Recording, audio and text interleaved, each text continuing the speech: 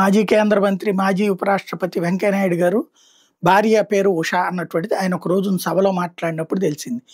నేను ఉపరాష్ట్రపతిగా దిగిపోతాను గానీ, ఉషాపతిగా మాత్రం మిగిలిపోతాను అన్నటువంటిది. అట్లాగే జేడీ వాన్స్ కూడా ఉషాపతే. ఉషా వాన్స్ అక్కడ. అయితే ఆమె క్రైస్తవంలోకి ఆవిడ మారాలి అన్నటువంటి కాన్సెప్ట్ ఎవరో రిపోర్టర్ అడిగాడు. ఆమె ఎట్లాగా మీకు మరి వేరు వేరు మతాలు కదా అంటే, ఆమె మారితే బాగుంటుందన్నది. అయితే అది కాస్త వైరల్ అయింది.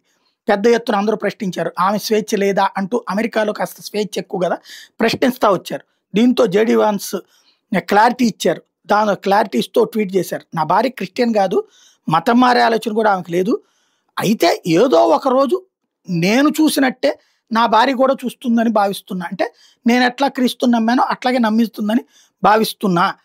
ఇది ఆయన చెప్పింది. సువార్త నిజమని, అందరికీ మంచిదని క్రైస్తవం చెబుతుంది. అది నేను నమ్ముతున్నాను. ఆమె కూడా ఏదో ఒక రోజు నమ్మడం అన్నాడు. అంటే ఆవిడని కూడా క్రిస్టియన్లోకి రమ్మనమని చెప్పే ఆలోచన ఉంది కానీ, మతం మారమని ఒత్తిడి చేయలేసేటటువంటి ఉద్దేశం లేదని చెప్తున్నారు.